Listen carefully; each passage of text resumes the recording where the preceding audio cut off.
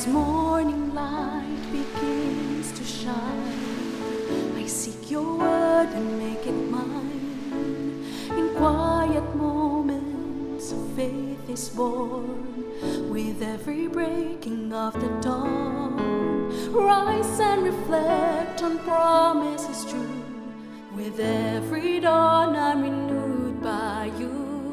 Guided by grace, strengthened by love, your light leads me from above. Your word, my hope, my guiding way. In you I find strength each day. Through trials and fears I trust and rest. In your wisdom I am blessed. Rise and reflect on promises true. With every dawn I'm renewed by you. Guided by grace, strengthened by love, your light leads me from above.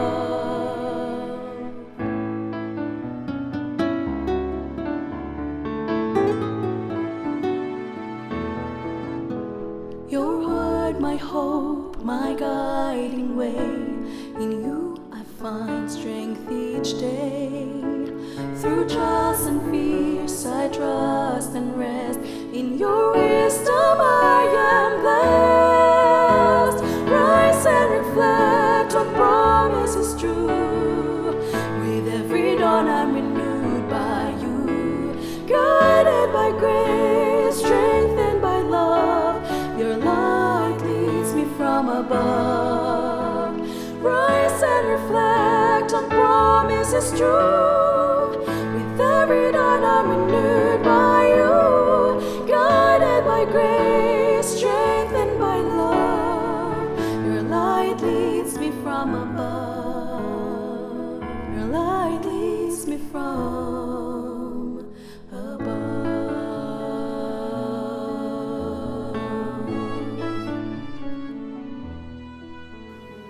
Good morning kaibigan. Ako po ay natutuwa na makasama kang muli dito sa ating programang Rise and Reflect, kung saan ating ibinabalik ang pasasalamat sa ating Panginoong Diyos. Binabasa natin ang kanyang salita at tayo ay nananalangin. Ako po ay nagagalak na muli ka naming makasama. Ako ang iyong kaibigan, Pastor Nar Caranza, dito pa rin sa ating himpilang AWR 89.1 FM. Binabati din natin ang ating mga kaibigang nakatutok sa atin pong Facebook page at sa ating YouTube channel.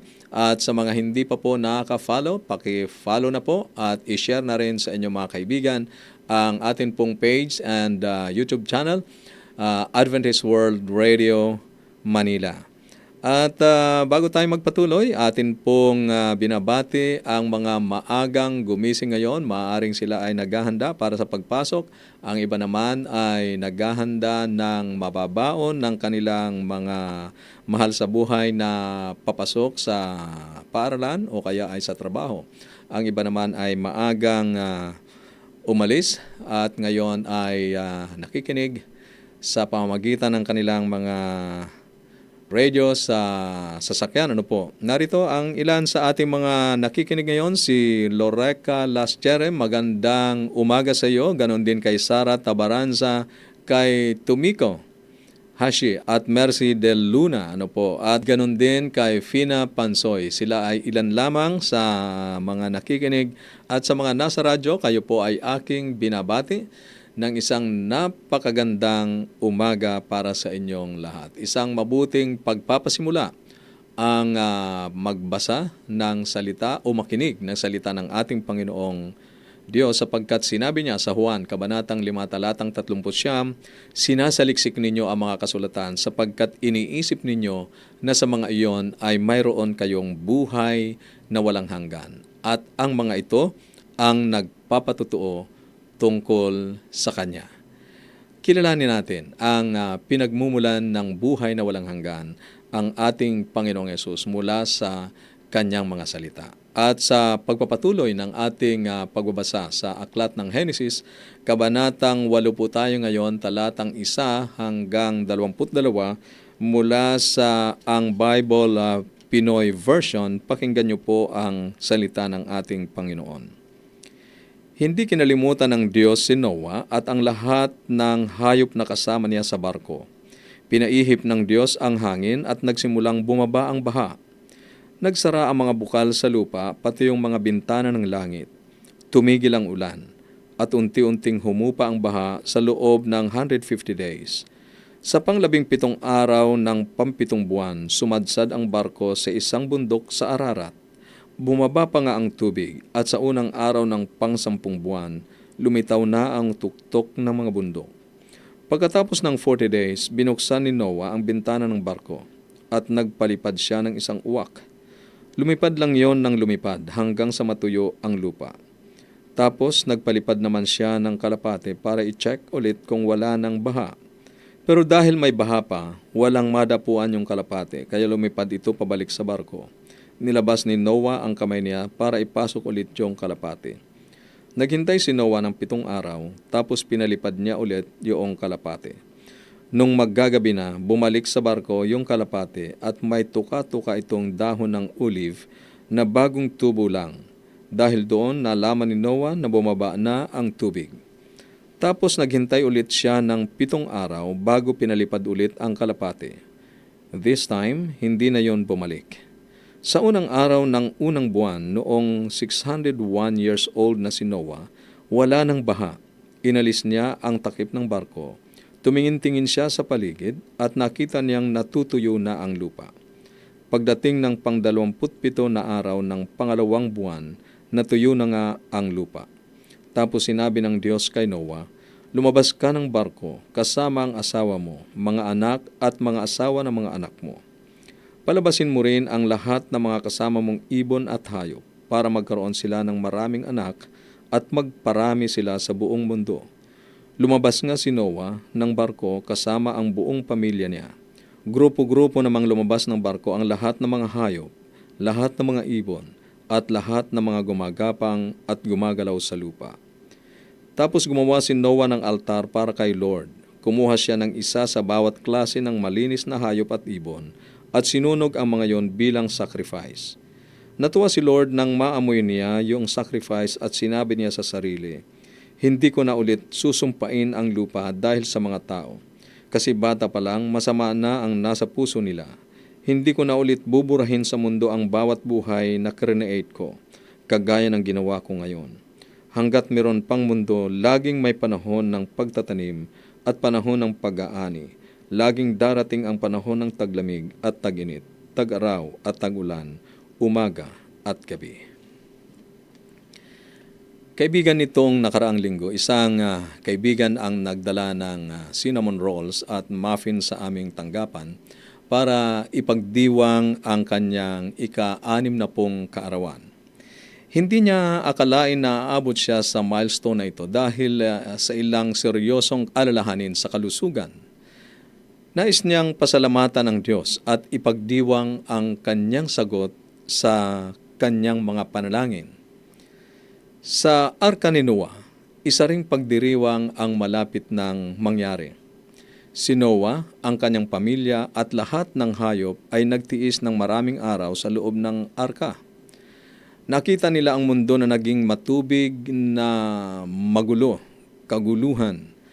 Nagbago iyon sa unang 4 na salita ng talatang 1. Anong nakasulat doon? Ngunit naalaala ng Diyos si Noah. Kaibigan, hindi ito ibig sabihin na kinalimutan o nakalimutan ng Diyos si Noah. Kundi iyon ay nangangahulugang kumilos ang Diyos alang-alang kay Noah. Tapat ang Diyos sa mga pangakong ginawa niya kay Noah at hindi nakakalimutan ng Diyos ang kanyang mga pangako. At ang napakaganda sa kwento ay nang lumabas si Noah at ang kanyang pamilya sa arka, ang una nilang ginawa ay ang nagpasalamat at sumamba sa Diyos. Nagtayo sila ng altar at sumamba sa Panginoon. Talatang 20, ipinagtayo ni Noah ng isang dambana ang Panginoon. Kumuha siya sa lahat ng malinis na hayop at sa lahat na malinis na ibon at nag-alay ng mga handog na susunugin sa dambana. Tandaan mo, kaibigan, unang ginawa nila ay pagpapasalamat at pagsamba. Naghandog na hindi lamang iisa, kundi sa lahat ng uri ng malinis na hayop at ibon. Take note, ang isa palang purpose kung bakit 7 pares ng malilinis na hayop at ibon ay para din doon kukuha ng ihahandog sa Panginoon. Kaya mahalaga na binibigyan talaga natin ng pagkakaiba ang uri ng mga hayop at ibon. Mayroong distinction na ibinigay ang ating Panginoon, malinis at marumi. At magandang maging kasanayan na natin na sa ating paggising sa umaga, ang una nating gagawin ay magpasalamat sa Diyos sa panibagong araw at pagpapalang Kanyang inilalaan sa atin sa buong araw na ating susuungin. Naranasan nila ang pagliligtas ng Diyos at lubos silang nagpasalamat. Ang pagsamba, kaibigan, ay ang natural at angkop na tugon ng isang tao sa kabutihan ng Diyos sa kanya, sa atin. Sa halip na kunin ni Noah ang kredito sa pagkaligtas sa kanyang sarili at sa pamilya sa pamamagitan ng paggawa ng barko o ng arka, kinilala ni Noe na utang nilang lahat ang kanilang buhay sa biyaya ng Diyos. Maaring natakot si Noah, gagawin ba itong muli ng Diyos? Paano kung ang mga tao ay mahulog muli sa parehong pattern ng paggawa ng kasalanan na naging dahilan kung bakit nagpasya ang Diyos na gunawin ang mundo sa pamamagitan ng baha? Ngunit nagbigay ang Diyos ng isang mahalagang pangako. Sa talatang 21, hindi na niya muling lilipulin ang lahat ng buhay na nilalang sa pamamagitan ng tubig. Ang Diyos ay magiging tapat na maglaan ng mga panahon at magpapanatili ng buhay sa lupa. Kaibigan, tutubusin ng Diyos ang sangkatauhan mula sa kanilang kasalanan sa pamamagitan ng kanyang pagtawag kay Abraham, sa kanyang pakikipagtipan sa Israel at sa huli sa pamamagitan ng ating Panginoong Jesus, ang kanyang pagkakatawang tao. Magbibigay siya ng paraan para mapatawad ang kasalanan upang tayo ay magkaroon ng kaugnayan sa Kanya magpakailanman. Para saan ka nagpapasalamat sa Diyos ngayon? Ano ang iyong ipinagpapasalamat sa Diyos? Paano mo maipagdiriwang at maibabahagi ang kabutihan ng Diyos sa iba sa isang nararamdamang paraan? Paano mo i-appreciate ang habag at biyaya ng Diyos sa iyong buhay? At para po sa iyong reflection, sa iyong comment, maaari kang sumulat dyan sa ating comment section sa mga sumusubaybay sa atin pong Facebook page. At sa mga nasa radyo naman, ang atin pong numero, maaari kang mag-text o tumawag sa 0917-1742-777. 0917-1742-777. At sa 0918-9447-891.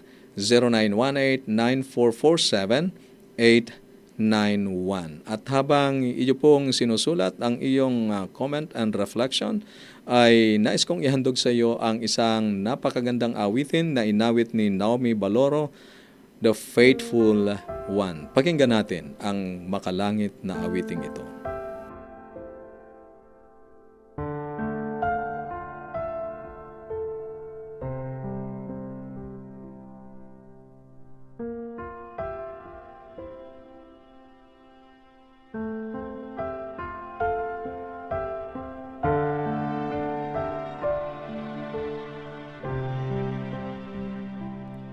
Find no hope within to call my own, for I am frail of heart, my strength is gone, but deep within my soul is rising up a song, here in the comfort of the faithful one. I walk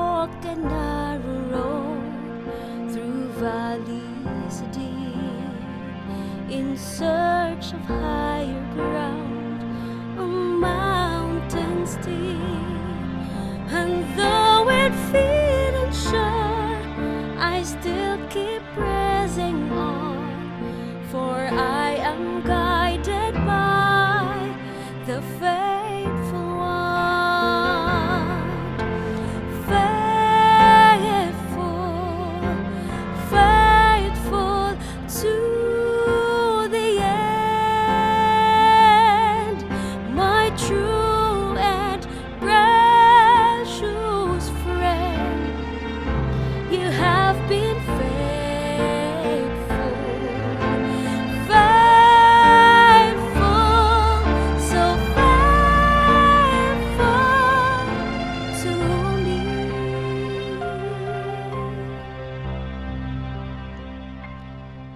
I see your wounded hands, I touch your side, with thorns upon your brow, you bled and died. But there's an empty tomb, a love for all who come and give their hearts to you, the faithful one. Faithful, faithful to the end, my true and precious friend. You have been faithful,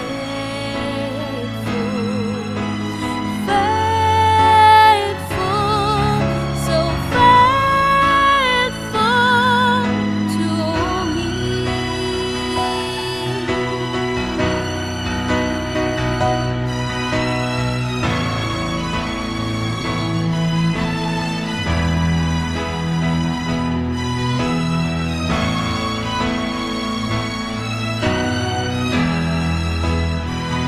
And when the day is done, and when the race is run, I will bow down before God's only Son, and I will lift my hands in praise for all you've done, and I will worship you, my faithful one.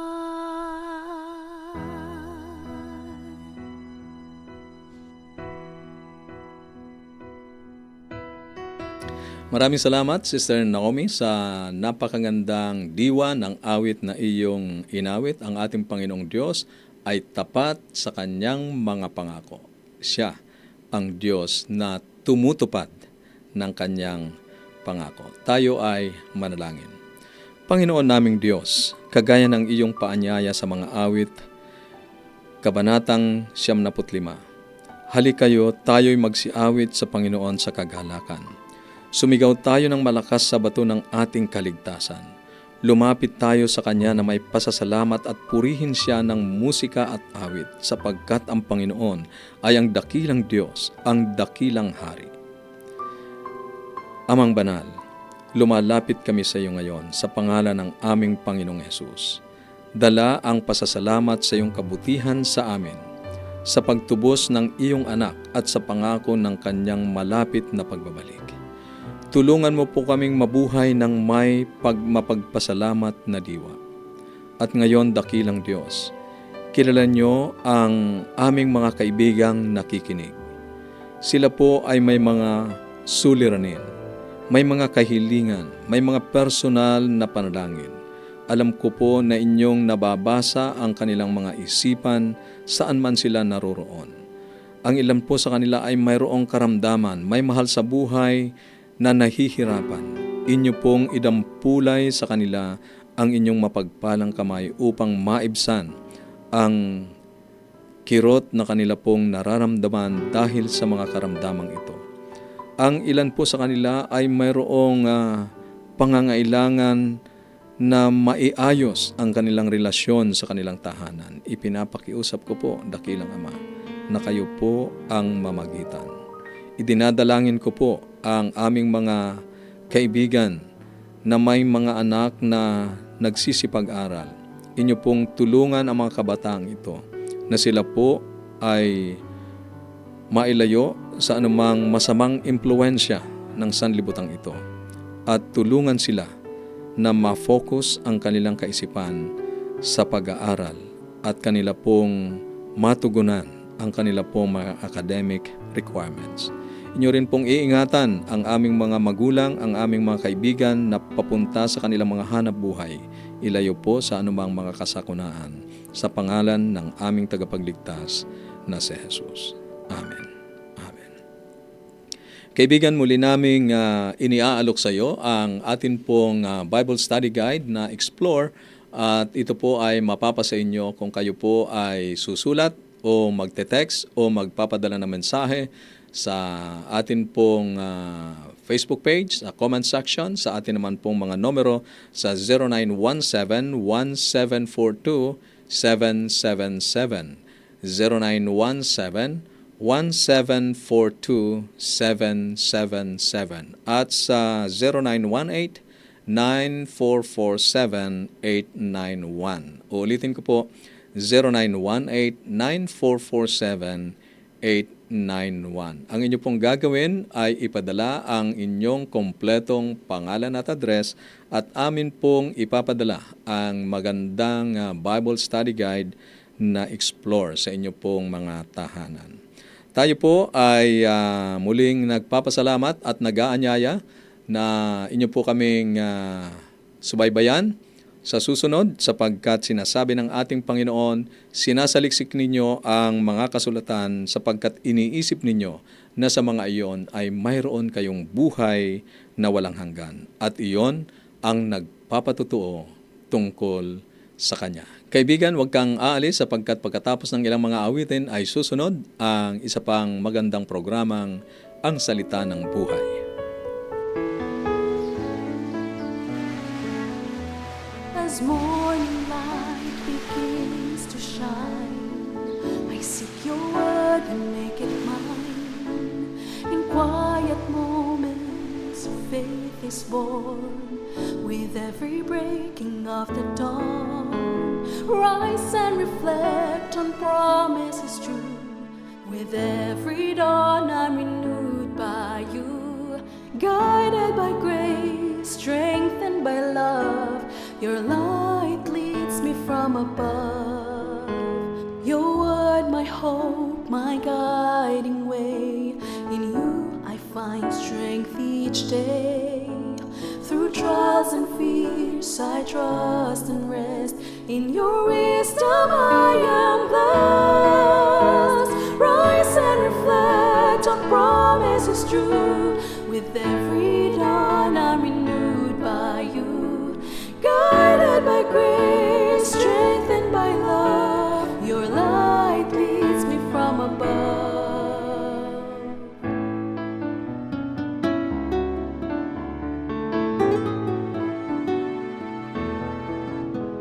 Your word, my hope, my guiding way. In you I find strength each day. Through trials and fears I trust and rest. In your wisdom I am blessed. Rise and reflect on promises true. With every dawn I'm renewed by you. Guided by grace, strengthened by love, your light leads me from above. Rise and reflect on promises true. With every dawn I'm renewed.